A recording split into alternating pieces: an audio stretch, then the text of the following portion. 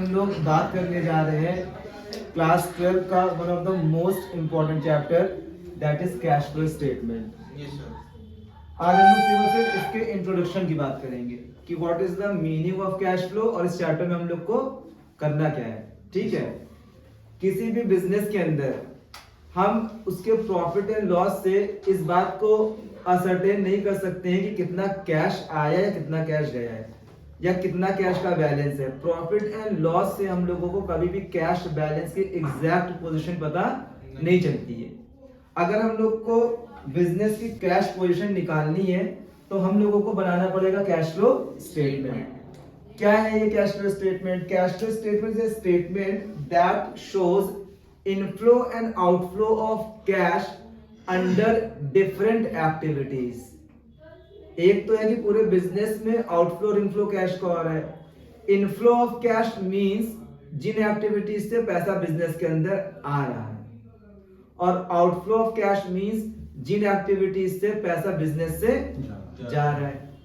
ठीक है, तो हम लोग को यही देखना है कि किन एक्टिविटीज से पैसा जा रहा है, किन से आ रहा है, और एट लास्ट कितना पैसा हमारे पास बचा या गया। इस चैप्टर को पढ़ने के लिए बिजनेस एक्टिविटीज को 3 पार्ट्स में डिवाइड कर दिया गया है। ठीक है, तो सबसे पहले हम लोग बात कर लेते हैं कि किन किन एक्टिविटीज में हम लोगों ने पूरे बिजनेस को डिवाइड किया है, सो दैट कि हम हर एक्टिविटी के अंडर में पढ़ पाए कि किससे कितना कैश आ रहा है, कितना कैश जा रहा है। तो यहाँ पे ब्रॉड क्लासिफिकेशन जो 3 पार्ट्स में हुआ है, अगर हम कैश फ्लो स्टेटमेंट की बात करें तो एक हम लोगों की है operating activities. Operating activities. Next, second हम लोगों की है इन्वेस्टिंग एक्टिविटीज, और फिर हम लोगों की है फाइनेंसिंग एक्टिविटीज। ऑपरेटिंग, इन्वेस्टिंग और फाइनेंसिंग। फर्स्ट ऑफ ऑल हम लोग बात करते हैं व्हाट इज ऑपरेटिंग एक्टिविटीज। ठीक है, या फिर what is meant by operating activities. तो operating activities are the main revenue generating activities. Main revenue generating activities which are incurred on regular basis. वो एक्टिविटीज जो बिजनेस में रेगुलर बेसिस पे होती हैं और जो रेवेन्यू यानी करंट ईयर का प्रॉफिट जनरेट करने में हेल्प करती हैं। तो अगर हम दिमाग से सोचें ऐसी कौन सी एक्टिविटीज होती है जो रेगुलर बेसिस पे होती हैं, तो हम लोग देखें purchase of goods, sale of goods, payment to creditors, cash receive from debtors, rent का पेमेंट, सैलरी का पेमेंट, मंथली बेसिस पे सब चीजें होती रहती है, रेगुलर बेसिस पे होती रहती हैं। तो ये जितनी नॉर्मली अगर हम देखें तो सारी एक्टिविटीज बिजनेस की ऑपरेटिंग ही होती हैं। ठीक है, अब ऑपरेटिंग से हट के जो एक्टिविटीज हैं वो है नॉन ऑपरेटिंग। क्या है? Non operating. और नॉन ऑपरेटिंग एक्टिविटीज को 2 पार्ट्स में डिवाइड किया गया, दैट इज इन्वेस्टिंग एक्टिविटीज और फाइनेंसिंग एक्टिविटीज। अगर हम ऑपरेटिंग का मीनिंग समझाएंगे तो आपको इजीली समझ में आ जाएगा कि ऑपरेटिंग एक्टिविटीज का मतलब है वो एक्टिविटीज जो रेगुलर नेचर की होती हैं, बिजनेस में होती हैं और रेवेन्यू जनरेट करने में हेल्प करती हैं, करंट ईयर का प्रॉफिट अर्न करने में। ठीक है, मीनिंग समझ में आएगा। लेकिन अगर हम ये कहें कि इसके अंदर आता क्या क्या है तो बहुत लंबी लिस्ट हो जाएगी।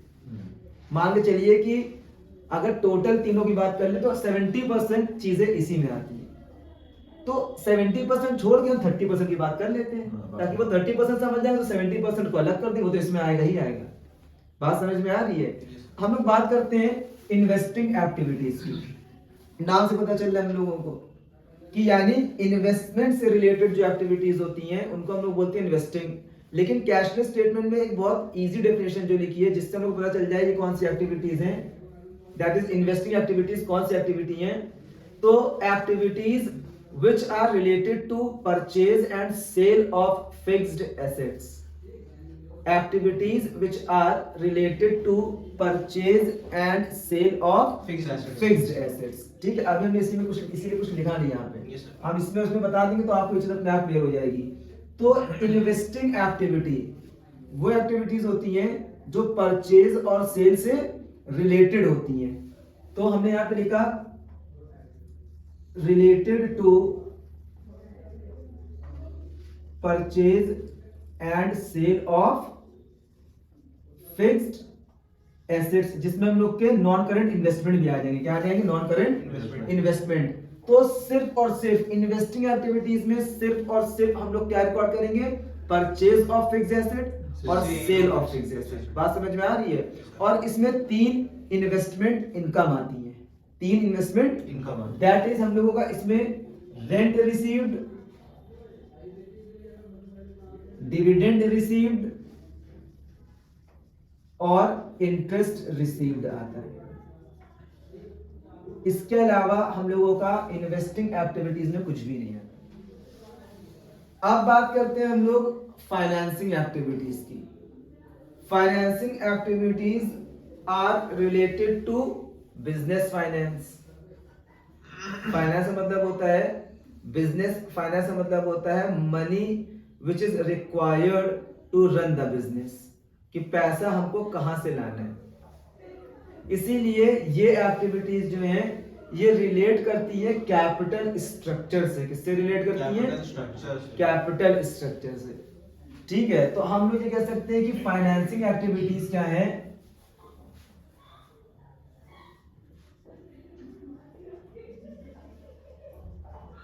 फाइनेंसिंग एक्टिविटीज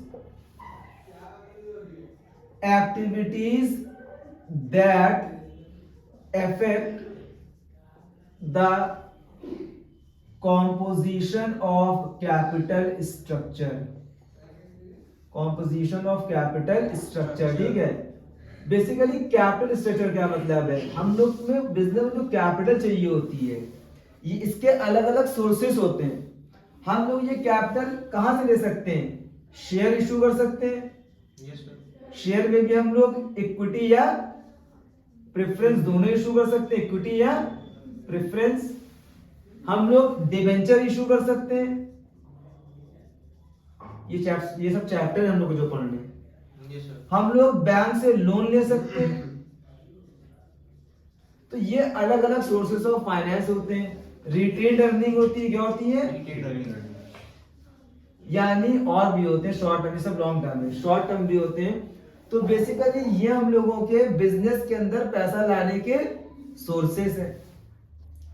तो जितने भी एक्टिविटीज हम लोग की इनसे रिलेटेड होंगी, दैट इज शेयर से रिलेटेड, डिबेंचर से रिलेटेड, बैंक लोन और रिटेन्ड अर्निंग्स, या और बोरिंग्स होती हैं जैसे कि ओवरड्राफ्ट, कैश क्रेडिट, ये सारी चीजें हम लोग की आ जाती है किसमें? Financing activities. अब इसको याद करना बड़ा मुश्किल है। ये तो आसानी से याद हो गया, related to purchase and sale of fixed asset, बाकी 3 इनकम। इसको याद करने का बहुत आसान तरीका, हम लोग को बैलेंस शीट आती है ना, हम लोग बैलेंस शीट पढ़ी, हम लोग को पता है लायबिलिटीज के 4 मेजर हेड होते हैं, जिसमें हम लोग का तीसरा हेड होता है नॉन करंट लायबिलिटीज, है ना। तो अब बहुत ध्यान से देखिए, और चौथा हेड होता है करंट लायबिलिटी, है ना। नॉन करंट लायबिलिटी का पहला हेड होता है लॉन्ग टर्म बोरोइंग, और करंट लायबिलिटीज का पहला हेड होता है शॉर्ट टर्म बोरोइंग। अब यहां से फाइनेंसिंग खत्म। मतलब ये है कि हम लोग का फाइनेंसिंग में सिर्फ और सिर्फ आइटम आएंगे लॉन्ग टर्म बोरोइंग के और शॉर्ट टर्म बोरोइंग के। खत्म हो गई सारी टेंशन खत्म कि सर क्या क्या आएगा? सिर्फ और सिर्फ आइटम आएंगे लॉन्ग टर्म बोरोइंग के, शॉर्ट टर्म बोरोइंग के। हम लोग को बैलेंस शीट पूरी बन के आएगी। अगर नोट नंबर लिखा होगा तो नोट नंबर में भी देख लेंगे क्या होगा। लॉन्ग टर्म बोरोइंग में क्या चीज आ जाती है? Public deposit, bank loan, debenture, यही तो आता है। तो ये सारी चीजें फाइनेंसिंग में आती हैं। और शॉर्ट टर्म बोरोइंग में बैंक ओवरड्राफ्ट, कैश क्रेडिट। तो अब आइटम देखने की जरूरत ही नहीं पड़ेगी। हमने जहां देखा लॉन्ग टर्म बोरोइंग आ गई और शॉर्ट टर्म बोरोइंग आ गई, सीधे किसका पार्ट हो जाएगा? फाइनेंसिंग का। और 2 एक्सपेंसेस आते हैं, दैट इज डिविडेंड पेड और इंटरेस्ट पेड। बस फाइनेंसिंग खत्म।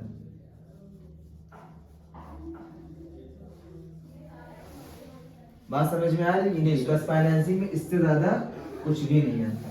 हम ये कह रहे हैं कि फाइनेंसिंग एक्टिविटीज के जो आइटम्स आते हैं वो बैलेंस शीट की सिर्फ 3 हेडिंग के आइटम इसमें आते हैं, सिर्फ और सिर्फ 3 हेडिंग के। एक हम लोग का शेयर कैपिटल का हेड इसमें आ जाता है। सबसे पहला हेड ही होता है, अगर आप देखिए तो बैलेंस शीट में सबसे पहले हेड क्या होता है? Share capital. तीनों हेड्स जो हम लोग के फाइनेंसिंग में आते हैं, क्योंकि हम लोग फाइनेंस करने के लिए बोरो कर ही रहे हैं, तीनों लायबिलिटी के ही आते हैं, तीनों लायबिलिटी के ही आते हैं। एक तो हम लोग का हो गया शेयर कैपिटल, दूसरा हम लोग का जिसका आता है वो आता है नहीं फाइनेंसिंग में हम लोग जो चाहिए वो आता है लॉन्ग टर्म बोरोइंग के आइटम। कौन से? लॉन्ग टर्म बोरोइंग का आइटम आते हैं फाइनेंसिंग में। सिर्फ लायबिलिटीज, क्योंकि हम बिजनेस को फाइनेंस करते हैं तो इसका मतलब हम लायबिलिटी अपने ऊपर ले रहे हैं। और तीसरी चीज शॉर्ट टर्म बोरोइंग, बस खत्म हो गया फाइनेंसिंग, शॉर्ट टर्म बोरोइंग। क्योंकि हम पैसा बोरो कर रहे हैं, पैसा अगर हम पैसा ना ले रहे होते तो ना हमको इंटरेस्ट पे करना पड़ता, ना हमको डिविडेंड पे करना पड़ता। क्योंकि हम बिजनेस को फाइनेंस कर रहे हैं, इसीलिए हम इंटरेस्ट पे कर रहे हैं, इसीलिए हम डिविडेंड पे कर रहे हैं, क्योंकि लोगों ने हमें कंपनी पैसा लगाया है ना। तो इसीलिए दो पेमेंट इसका पार्ट बन जाती है, that is dividend paid and interest paid. बस फाइनेंसिंग आके यहीं पे खत्म हो गई। बात क्लियर हो गई? Yes sir. बच्चों को दिक्कत सबसे ज्यादा इस चैप्टर में ये होती है कि सर कौन सी एक्टिविटीज, बैलेंस शीट का कौन सी चीज कहां पर ली जाएगी, सर शेयर कैपिटल कहां पर आएगी, इन्वेस्टिंग कहां पर आएगी, ऑपरेटिंग में क्या क्या चीजें आएंगी। बात समझ में आ रही है? ये सबसे बड़ी दिक्कत होती है। तो बहुत इंपॉर्टेंट चीज देखिए, सारे हेड्स होते हैं मेजर हेड्स और सब हेड्स, ठीक है। पूरी बैलेंस शीट में, अब बहुत ध्यान सुनिएगा, चैप्टर बहुत आसान हो जाएगा। पूरी बैलेंस शीट में इन्वेस्टिंग एक्टिविटी में सिर्फ और सिर्फ नॉन करंट एसेट का फिक्स्ड एसेट का हेड आएगा। नॉन करंट एसेट होते हैं, उसमें पहला हेड होता है फिक्स्ड एसेट, दूसरा होता है नॉन करंट इन्वेस्टमेंट। इन दो के अलावा इसमें कुछ भी नहीं आएगा, इन दो के अलावा इसमें कुछ भी नहीं आएगा। बात समझ में आ गई? अब बात करते हैं फाइनेंसिंग एक्टिविटीज की। फाइनेंसिंग एक्टिविटीज में सिर्फ और सिर्फ जितने भी सब हेड्स होते हैं उसमें से लॉन्ग टर्म बोरोइंग आएगा, शॉर्ट टर्म बोरोइंग आएगा, और एक हम लोगों का शेयर कैपिटल आएगी। क्या आएगी? Share capital. इसके अलावा पूरी बैलेंस शीट में से कोई भी आइटम फाइनेंसिंग में नहीं आएगा। पूरी बैलेंस शीट में से कोई भी आइटम फाइनेंसिंग में नहीं है। अब पूरी बैलेंस शीट देखें तो कितने सब हेड होते हैं? बात समझ में आ रही है? तो लायबिलिटीज के मेजर हेड के सब हेड, फिर एसेट के। तो अब हमें दिमाग में सिर्फ इतना रखना है कि पूरी बैलेंस शीट में फाइनेंसिंग में सिर्फ 3 हेड्स का आइटम आएंगे, that is share capital, long term borrowing और शॉर्ट टर्म बोरोइंग। और पूरी बैलेंस शीट में इन्वेस्टिंग की सिर्फ एक हेड की चीजें आएंगी, that is fixed non current assets का फिक्स्ड एसेट और नॉन करंट इन्वेस्टमेंट। बाकी पूरी बैलेंस शीट के जितने भी आइटम्स दिए होंगे वो सब ऑपरेटिंग में है। बात समझ में? तो ये कंफ्यूजन हम लोग का बिल्कुल दूर हो गया कि पूरी बैलेंस शीट में कितनी चीजें ऑपरेटिंग में जा रही है। और सबसे ज्यादा टिपिकल चीज जो होती है वो यही होती है, पता कर पाना। तो ये चीज क्लियर हो गई?